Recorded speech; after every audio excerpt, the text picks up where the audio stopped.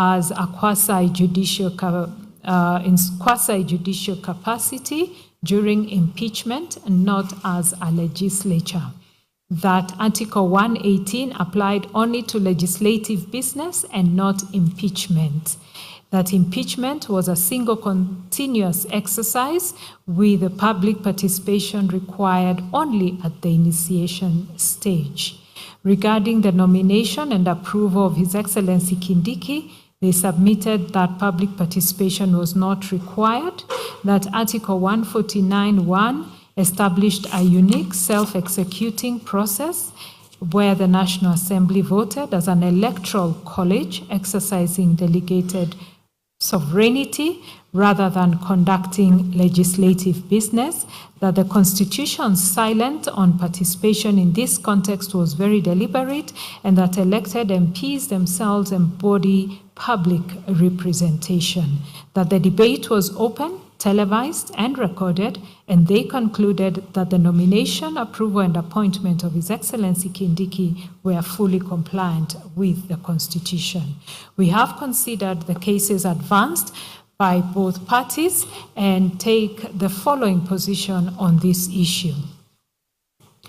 It is common ground among the parties, and this court affirms that public participation is not merely a procedural formality, but a foundational constitutional value, one deeply woven into the democratic fabric of this nation. It is an expression of the sovereign will of the people, who, by virtue of Article 1, Sub-Article 1 of the Constitution, are the ultimate repository of all sovereign power. That sovereignty, though delegated to state organs under Article 1(3), is not thereby surrendered. It is retained by the people and continuously exercised through, amongst other mechanisms, active and meaningful participation in the process of governance. Public participation is therefore not a gift of the state to the citizen, but a constitutional right that the state is obligated to facilitate, to protect, and to give full effect to. Under Article 10(2)(a) of the Constitution, public participation is expressly enumerated as one of the national values and principles of governance.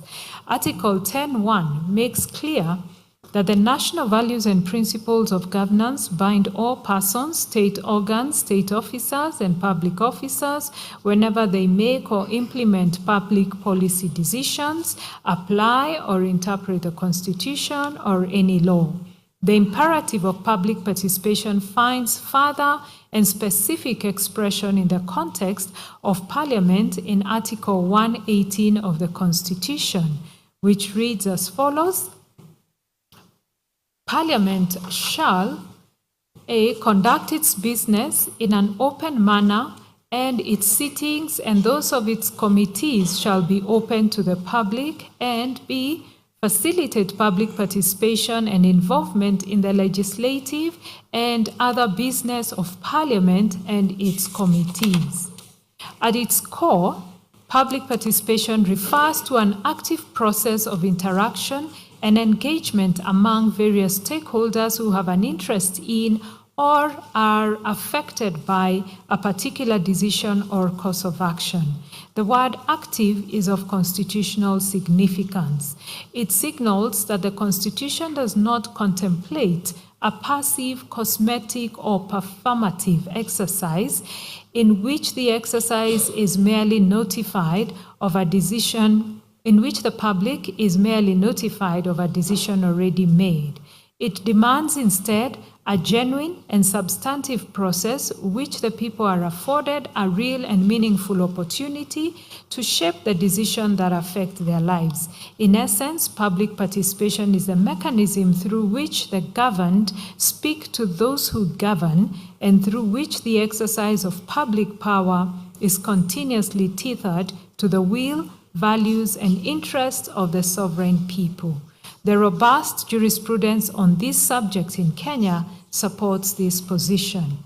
The Supreme Court, in the matter of National Land Commission, this is an advisory opinion application number 2 of 2014, placed the principle of public participation at the very core of the concept of checks and balances in governance, recognizing it as integral to the manner in which various arms of government discharge their constitutional functions.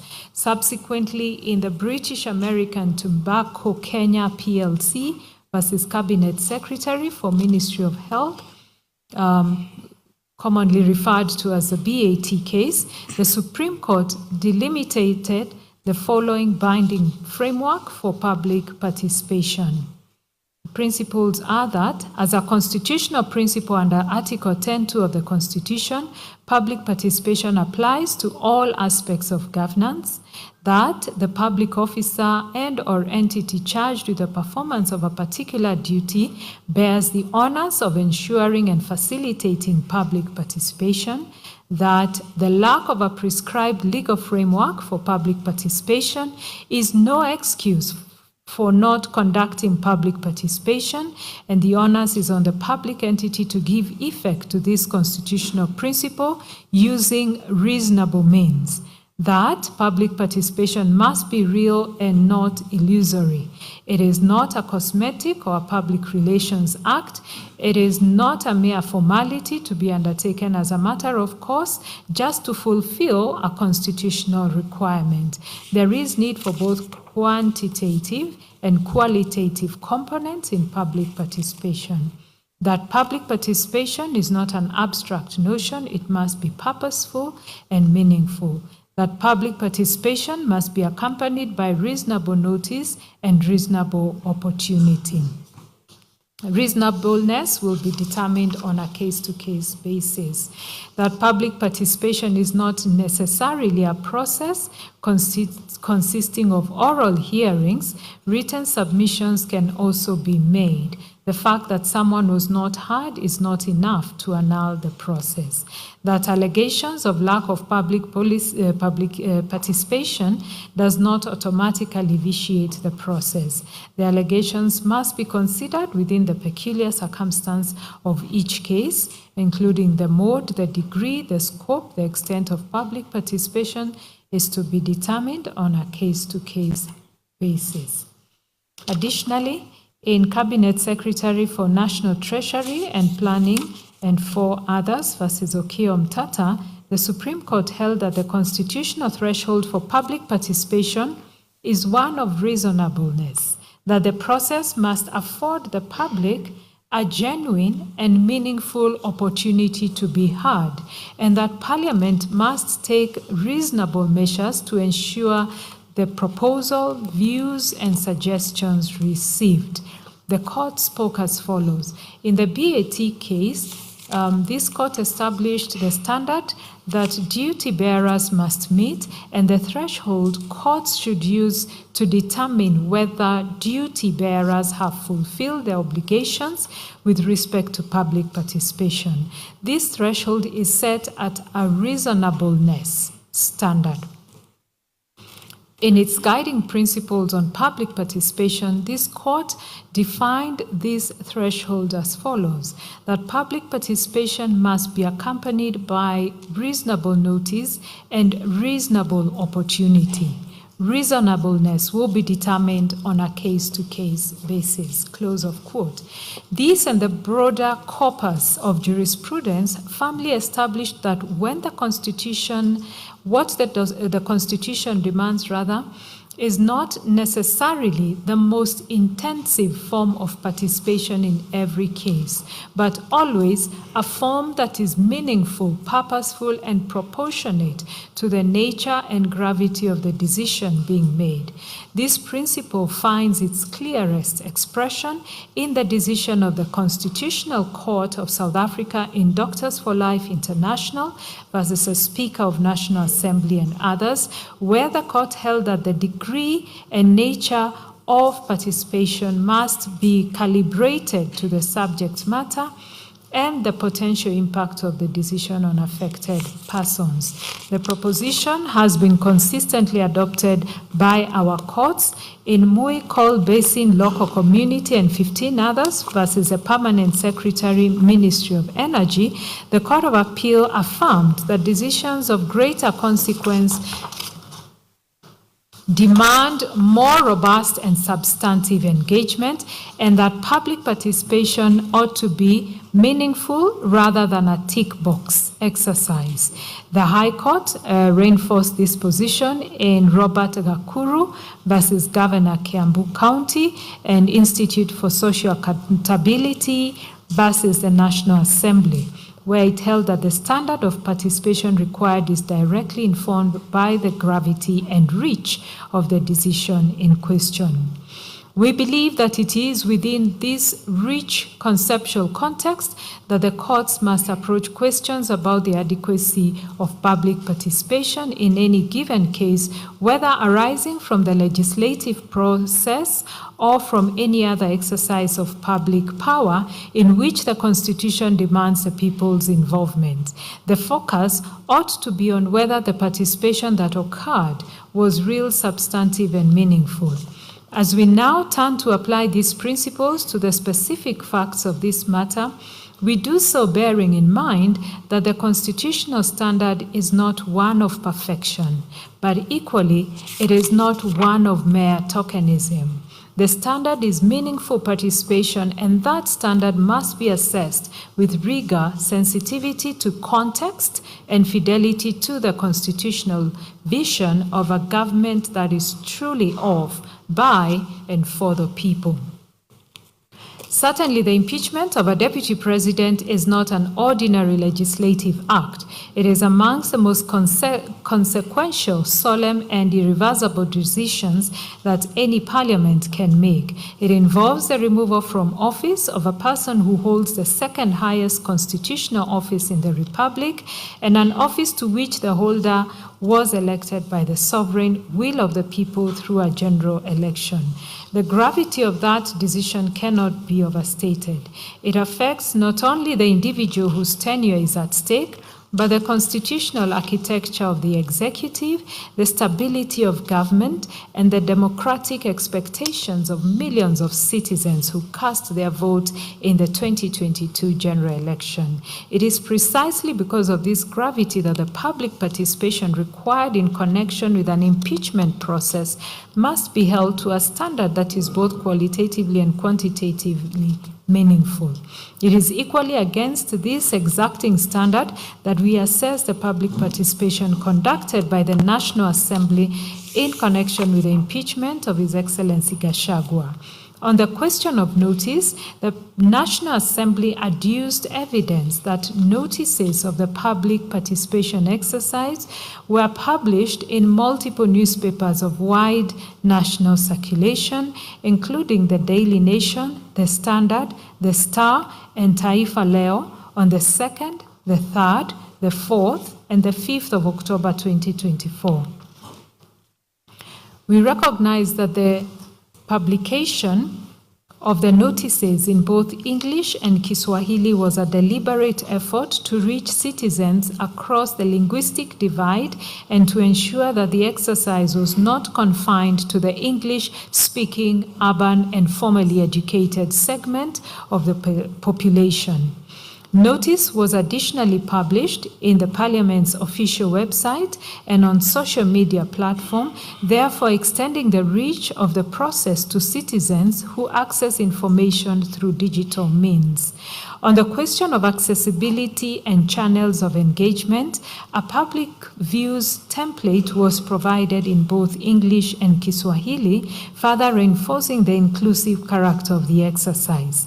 Constituency offices and county women representative offices, altogether totaling 337 access points spread across every corner of the country, were directed to remain open, including on the 5th of October 2024, to receive public submissions.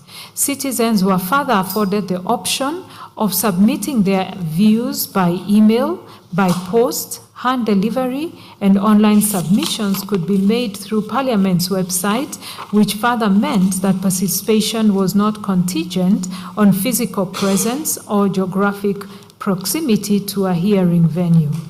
On the question of numbers, the evidence shows that just over 223,000 members of the public participated in the exercise. We are mindful that the significance of a participation number cannot be assessed in a vacuum. It must be considered in the context of the time available, the channels provided, the nature of the decision being made, and the standards previously endorsed by the courts. The Supreme Court in the BAT case affirmed that both quantitative and qualitative components are relevant to such an assessment. Equally, in Robert Gachagua, the Court of Appeal affirmed the principle that the quantitative component of public participation is a relevant but not determinative consideration, and that the adequacy of participation must be assessed in light of all the circumstances. Viewed against these standards, a participation figure of 223 citizens achieved within the constrained timeline represents a considerable level of civic engagement in a single parliamentary process. We say so further considering the relationship between the state's obligation to facilitate public participation and the public's exercise of the right to participate. These are two distinct constitutional responsibilities, and the law does not conflate them. The constitutional obligation that falls upon Parliament and upon all state organs charged with facilitating public participation is an obligation of facilitation, not an obligation of outcome. Parliament is constitutionally required to provide adequate notice, accessible channels, sufficient information, and a genuine opportunity for the public to engage. That obligation, once discharged, exhausts the constitutional duty of the facilitating organ.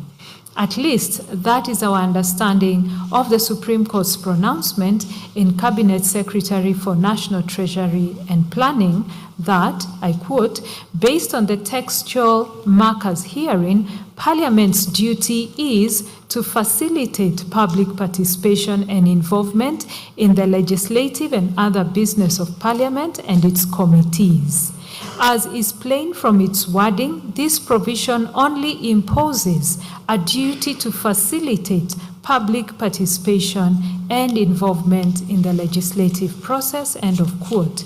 We hold the view that what the public chooses to do with the opportunity is a matter of individual and collective civic agency, and that agency belongs to the people and not to Parliament. To hold Parliament responsible for the volume of public participation and to judge the constitutional adequacy of a public participation exercise by the number of citizens who choose to avail themselves of it would be to conflate the duty to provide an opportunity with the duty to compel its uptake. We take the position that a process that was accessible to all but availed by a few is not, by reason of low turnout alone, constitutionally deficient, provided that the low turnout was not the product of inadequate notice, inaccessible venues, suppression of participation, or any other failure on the facilitating organ. This principle finds support in comparative jurisprudence. The Constitutional Court of South Africa in Doctors for Life International case was emphatic that Parliament bears a duty to facilitate public participation and that the standard against which that duty is measured is one of reasonable facilitation. It therefore follows that the adequacy of the exercise ought not to be measured by the number of members of the public who ultimately chose to engage or by whether any particular outcome was achieved. The true measure is whether the state discharged its obligation to create conditions in which meaningful participation was genuinely possible. We are therefore persuaded that the appropriate legal standard against which compliance by the National Assembly must be measured is not one of perfection, but one of reasonable sufficiency in the circumstances. As we have stated, the Constitution does not demand flawless execution of public participation. What it demands is a genuine, accessible, and meaningful opportunity for the public to be heard. Even accepting, as we do, that logistical and operational challenges may have arisen in certain isolated cases, which is not an uncommon occurrence in any large-scale nationally coordinated exercise conducted under time pressure, such localized deficiencies would not invalidate the entire process, as guided by the Supreme Court in the BAT decision.